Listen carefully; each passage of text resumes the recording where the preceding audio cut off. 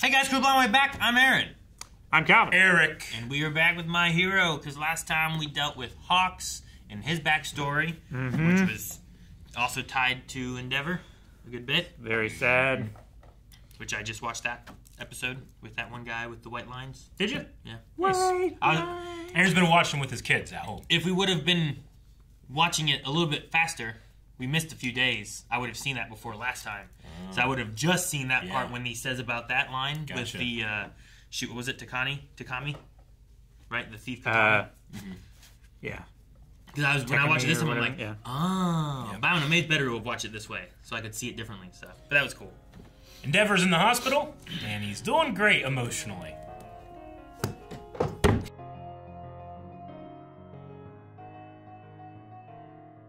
I like finally getting the Toya conversation and like that story bit and everything too. The full backstory. Me too. Yeah. I mean, I say finally, but like they've been just slowly feeding it little by little, right? It's only this season that we really knew what happened to him back in the past, right? Sure. I mean, we've had the theories and the speculation, but seeing it is a different thing. Yeah, especially sure. just... Yeah, but even, I mean, we still don't know what happened after the forest fire. I know. But like seeing the forest fire, now we have more of the Endeavor and Ray stories and stuff, which is cool. Yeah. I mean, it doesn't excuse anything the guy has done, but it's just real hard to see that kid go through that. No. And like, real tough. Things I know he did before, right? That's why, after watching season 5 Todoroki family story stuff that they did, and like saving Natsu from the white line guy and everything, there's just like there's an element where like I was talking to the kids and stuff too of like, what do you guys think of Endeavor? Because he's a character for me that went from like I don't like him at all in season 1, like I understood the things he did and Shoto and like at least a vague understanding of it, right? And the mom did damage because of thinking about Endeavor and the trauma that he put her through and all that kind of stuff too. So like I'm like, I don't like this guy at all. Yeah. But he's gotten to a point, even here, like I don't feel like this guy that's in this hospital bed is the same guy who was there. You know what I mean? I feel like he has changed. He has been trying to learn from his mistakes. He's been trying to be better and stuff like that too. And I'm like, good. I want him to be a hero. I want him to be able to like, even in that moment there where he's like, I would rather have my family living together, happy in a house without me, than to be scattered and not together with me. You know what I mean? So no, I get you. It just feels like such growth for a character that like I feel like I despise, and now I'm like, I feel so bad for him sometimes, you know? Yeah. I feel like as far as character development and change and stuff, like Endeavor has been one of the biggest over all 6 seasons so far. You know, in season 1, he's like pressing Shoto in the exams and stuff, and in the sports festival. Like, just seeing him, even to the point of saving his son with the White Lines guy, you know, that huge jump in character from there, and then from that point on has been worlds apart. Sure. You know? Which is another moment, too, where his son is involved in a battle and he freezes and he doesn't do anything. And it's the trio with him, right? Bakugo and Shoto and Deku that saved the brother, stopped the bad guy, and stopped the cars and all that kind of stuff. And it's a really cool moment, but it also relates to with Dami here when he sees his son and he freezes again. It really shows the weakness of like being obsessed with a goal, right? And it's all you care about. You know, it's the Michael Jordan thing, right? Like everybody knows Michael Jordan was one of the best basketball players to ever live. But what came with that was ego and this like self-destructive personality where he has to be the best at everything. And if he's not, it's a problem. He would create in his head reasons to hate people because they dared even try and get close to him, you know? Sure. So Endeavor has this goal, and when he reaches it and he realizes, oh, what do I live for now? And then how he suddenly just like, the ends don't justify the means, you know? And he's been living the ends justify the means for so long. His marriage is everything. And then he's suddenly realizing, like, that goal was not worth it. Everything he put his family through. It's just hard to watch. No, I agree. Real hard to watch. And, you know, I can't blame Ray, the mother, at all in certain things. But when he slapped her because she was encouraging him, like, that was tough to watch. And he's just complete in shadow. Like, Ray's father was in shadow. Like, he had alternative motives for this marriage and stuff, for money. So, but Endeavor was becoming the one that was in shadow. Yeah. Right. Every scene that we saw him, it was less and less of his face and more of just his eyes, and more crazed and fiery and hateful towards her and resentful towards Toya. I feel like it's one of those things, too, where, like, Endeavor there, when he's marrying her and stuff, like, he doesn't seem too much, I guess. But I think having Toya and then learning that his body can't take the heat and that it's built for the frost and stuff like that. So now there's complications within what was going on. So now things keep changing and shifting. So now there's this added stress. And Toya wants to be the hero that Endeavor wanted him to be. He doesn't want to be a disappointment. And Endeavor doesn't want him to be injured and all that kind of stuff, too. Yeah. And there's just this extra stress. It's like when families fight or have stress or struggle because they also have, like, living paycheck to paycheck, so it's money problems and all that kind of stuff. So there's all these other stresses. On top of But then they affect, like, other things that maybe wouldn't cause those problems if you didn't have these other stresses. I feel like you see that growth to that, where, like, now he's trying to do Shoto. Shoto hates him. Everyone hates him. He's trying to keep this one. He doesn't know how to do all this stuff. And it becomes a much more complicated thing than if Shoto would have been the first kid and they maybe didn't have any other kids, or he would have just focused on that kid the way he planned on. But everything just really kept spiraling and spiraling. The thing is that he's so upset and he's so disappointed that his son's not more like him. Except his son inherited the one thing that makes Endeavor truly special, the ability to go for a goal. Right? Like, that kid, despite all the things that he shouldn't do, that still was doing it. He gets that from his dad. That drive. That drive. To be number one, to beat all. It's the stubbornness. Yeah, like, Endeavor just never realized that, that kid is exactly like you in certain ways. And due to his stubbornness, he didn't understand why telling him, like, in a very cold and, ironically, like, curt way of, like, don't do this, and not explaining why. Yeah. And why he doesn't want that for him anymore. It's because it's going to hurt him, and he loves him, and he doesn't want him to hurt himself or others. That's what Bray was trying to say. Like, you already told him the reason we made him. Like, he can't just forget that. He's going to want to fulfill his purpose. Sure. In your eyes. And the real mistake was, like, I don't know how to be his dad. Sure. I think that's the biggest thing, too, is after he realized that Toya wasn't going to be the successor to Endeavor, he just gave up on him. Then he dared attack the real successor. Yeah. So they isolated Shoto from everybody. It's just a lot of bad decisions made in neutral. I don't know. It's not really good. Not really a bad goal. What he's doing, kind of neutral. I get what you mean. I mean, it's not doing it for an evil purpose, but it's not necessarily all for good. And I'm glad that he realizes it. But I think the most important thing is what his wife was saying. Is like, you are not solely responsible. All of us can bear this responsibility together. So beautiful. Sure. I'm just glad. I'm glad she's there. Yeah. Like, I don't fully agree with Natsu. Like, I understand his point a little bit, but if I would have just said something before he went in there, this might be different. It's like, wow, I don't think he was really listening to a lot of people. No, but you do that when you're going through grief. Like, no, I understand that. I understand Ray better than I understand, like, Natsu doing it. Like, that's not. I don't think that should be on him. Of, like, it's. No. He shouldn't. I don't think it's like we all share the blame. I don't think we do. I understand. He's saying that we all owe that kid something.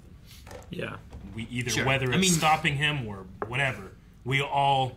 There's different degrees. Yeah, if it's a matter of family, I understand he still hates what Endeavor did to his family. But he owes something to his brother. If it's that you are, no matter what our problems are, you're not going to go through this alone. He's still our family. Mm-hmm. We're going to figure this out together. Yeah. I like that more so than, I guess I like Fumi's a little bit better, where she's like, I just try to keep going and ignoring everything. Sure. Whereas his was like, if I would have said something before he left, and I'm like, it's not quite the same to me. Sure. But I want them to be family. No, I get you, but I still think it's probably fair of what he did. Like, I wouldn't rank them like one better than the other. Maybe I'm just not saying it right. Yeah.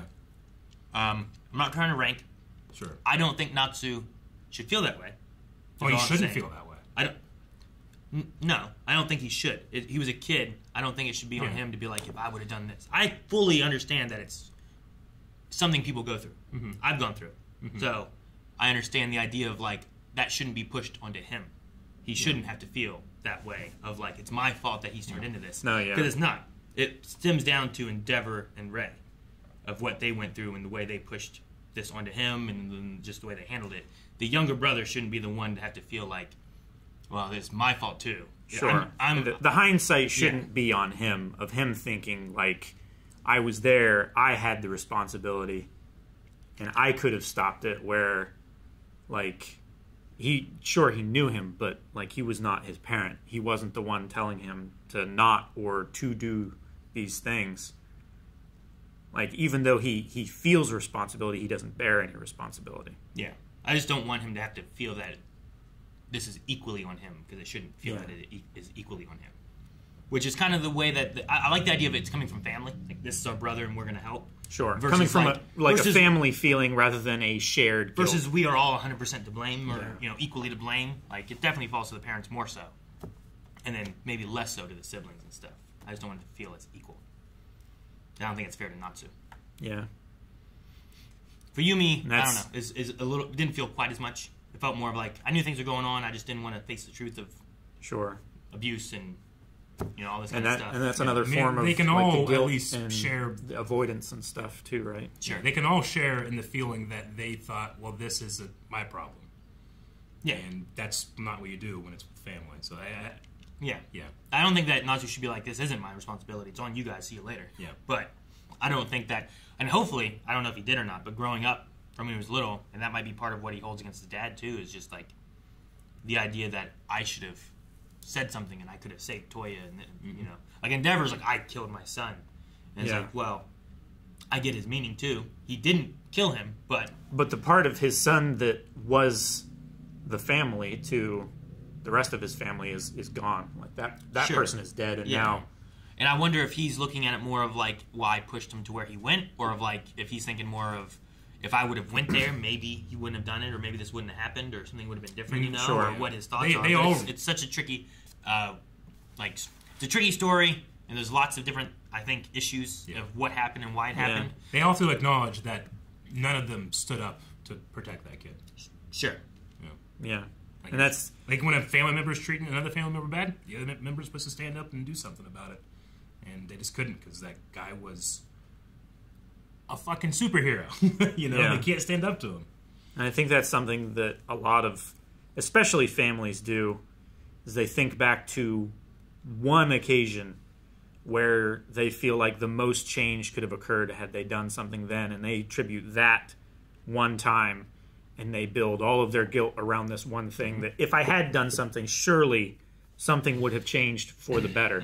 And they take all of that blame onto themselves because they didn't do something in that one time, where actually it was a bunch of occasions before that maybe, even that point it was too far gone to have changed something. But in their head, they build up all that guilt and they put all the importance on that one moment.